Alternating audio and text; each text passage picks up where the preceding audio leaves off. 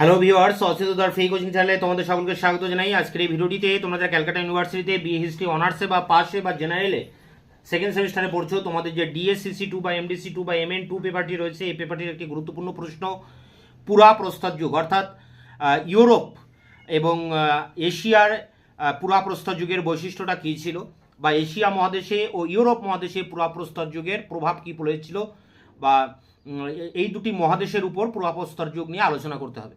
তো এই প্রশ্নটি তোমাদের অনেকের কলেজে প্রজেক্ট হিসেবে দিয়েছে, তার অ্যান্সারটি আমি এখন তোমাদের সামনে এখানে তুলে ধরছি। তোমরা এটা দেখে দেখে লিখে নেবে। আমি আর পড়ে পড়ে রিপিট করছি না, এখানে খুব সুন্দর টাইপ করে লেখা আছে, তোমরা অবশ্যই এটা দেখে দেখে লিখে নিও। তোমরা এই জায়গা থেকে কিন্তু অ্যান্সারটা লিখবে। হোমো হ্যাবিলিস থেকে হোমো সাপিয়েন্স সাপিয়েন্স পর্যন্ত নানা প্রজাতির মানুষের সাংস্কৃতিক বৈশিষ্ট্যগুলি তুলে ধরব। মানব সভ্যতার ইতিহাসে এই যুগ পুরাপ্রস্তর বা প্যালিওলিথিক এজ নামে পরিচিত। ঠিক এই জায়গা থেকে তোমরা লেখাটাকে স্টার্ট করবে এবং পরপর এখানে তোমরা দেখে দেখে লিখবে।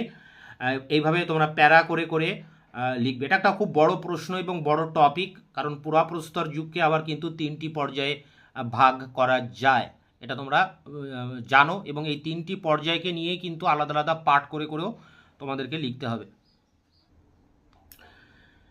তো এইভাবে তোমরা প্যারা করে করে লিখবে। এগুলো সবই প্রাচীন প্রস্তর যুগের উপরে লেখা আছে, খুব সুন্দর লেখা, তথ্যবহুল লেখা। এরকম পরপর প্যারা করে 1000 শব্দের মধ্যে তোমরা এই প্রতিবেদনটি অবশ্যই গুছিয়ে সুন্দর করে লিখবে। এখানে পুরাপ্রস্তর যুগের আবার 3টি ভাগ দেখানো হয়েছে। এই 3টি ভাগকেও কিন্তু আলাদা করে পাঠ করে করে তোমাদেরকে লিখতে হবে। প্রথম যে পাঠ আছে নিম্ন পুরাপ্রস্তর যুগ, নিম্ন পুরাপ্রস্তর যুগের পাঠে তোমরা এই অ্যান্সারটা লিখবে। এখানে সুন্দর করে লেখা আছে, এটা দেখে দেখে সুন্দর করে লিখে শেষে একটা গ্রন্থপঞ্জি উল্লেখ করবে।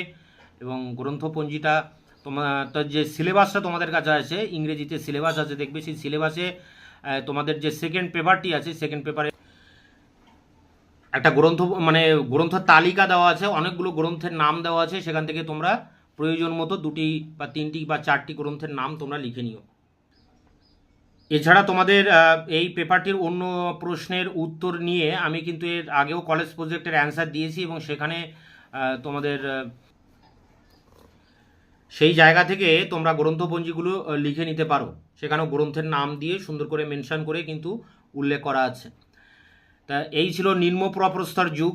এই নিম্ন পুরাপ্রস্তর যুগটা লেখার পর তোমরা লিখবে মধ্য পুরাপ্রস্তর যুগ। দেখো, মধ্য পুরাপ্রস্তর যুগটাও কিন্তু অনেক বড়, এবং এর উপরেও কিন্তু তোমাদেরকে বেশ কিছুটা লিখতে হবে।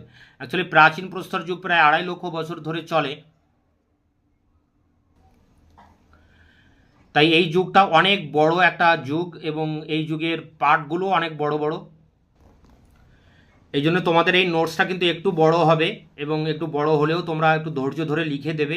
কলেজ প্রজেক্টে লিখবে, সেখানে একটু বেশি ওয়ার্ডে লিখলেও কিন্তু অসুবিধা নেই, বরং তোমরা ভালো মার্কস পাবে। এরপরে দেখো, শেষ যে অংশটা আছে উচ্চ পুরাপ্রস্তর যুগ। এই উচ্চ পুরাপ্রস্তর যুগের পরেই কিন্তু পুরাপ্রস্তর যুগটা শেষ হচ্ছে, এবং সেই জায়গায় তোমাদের মধ্য প্রস্তর যুগটা শুরু হচ্ছে।